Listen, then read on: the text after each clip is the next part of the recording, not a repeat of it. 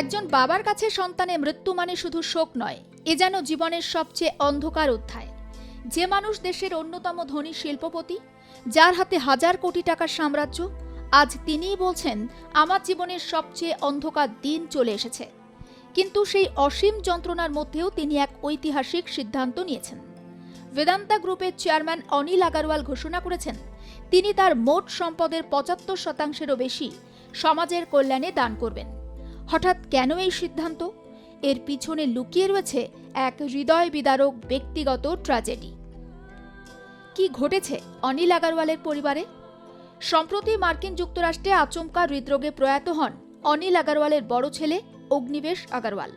বয়স মাত্র ৪৯ বছর। খবর অনুযায়ী স্কিং দুর্ঘটনায় আহত হয়ে নিউ ইয়র্কের মাউন্ট সিনাই হাসপাতালে চিকিৎসাধীন ছিলেন তিনি। প্রাথমিকভাবে অবস্থার উন্নতি হলেও হঠাৎই কার্ডিয়াক অ্যারেস্টে তার মৃত্যু হয়। এই ঘটনায় ভেঙে পড়েছেন অনিল আগরওয়াল এবং তার পরিবার।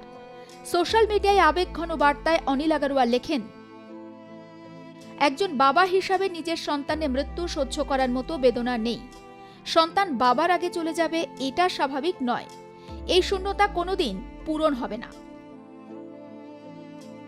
ছেলের স্মৃতিতে ঐতিহাসিক অঙ্গীকার। ৭১ বছর বয়সী অনিল আগরওয়ালের বর্তমানে মোট সম্পত্তি ৩৫,০০০ কোটি টাকা।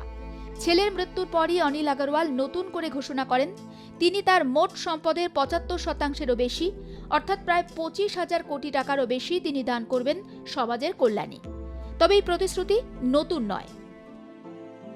২০১৪ সালে তিনি প্রথম এই সিদ্ধান্তের কথা বলেছিলেন।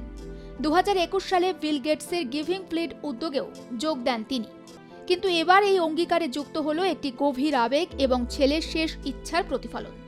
অনিল আগরওয়াল জানান, অগ্নিবেশ সবসময় চাইতেন একটি স্বনির্ভর, মানবিক ও অন্তর্ভুক্তিমূলক ভারত, যেখানে কোনো শিশু ক্ষুধার্ত থাকবে না, কোনো শিশু শিক্ষা থেকে বঞ্চিত হবে না, প্রত্যেক নারী আত্মনির্ভরশীল হবে, যুব সমাজ পাবে এক সম্মানজনক কর্মসংস্থান। এই স্বপ্ন বাস্তবায়নের জন্যই এই বিপুল দান। অগ্নিবেশ আগরওয়াল কে ছিলেন? অগ্নিবেশ আগরওয়াল শুধু একজন শিল্পপতির সন্তান ছিলেন না, তিনি নিজেও ছিলেন একজন সফল ব্যবসায়ী এবং উদ্যোক্তা।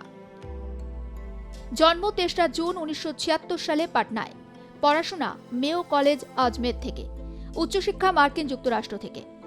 ভারতে ফেরার আগে আন্তর্জাতিক স্তরে ফাইন্যান্স, কর্পোরেট গভর্নেন্স এবং গ্লোবাল বিজনেস মডেলে কাজ করেন তিনি। পরে তিনি ফুজাইরা গোল্ড প্রতিষ্ঠা করেন, হিন্দুস্তান জিঙ্কের চেয়ারম্যান হিসাবে দায়িত্ব পালন করেন, বেদান্তা গ্রুপের ডিরেক্টর ছিলেন, তালুওয়ান্ডি সাবু পাওয়ার লিমিটেডের বোর্ড সদস্য ছিলেন।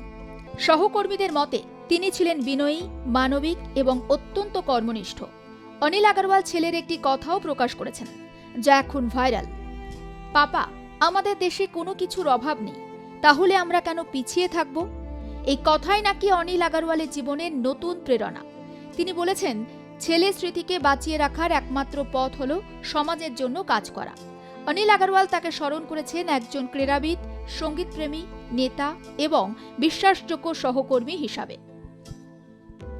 কোথায় ব্যবহৃত হবে এই দান?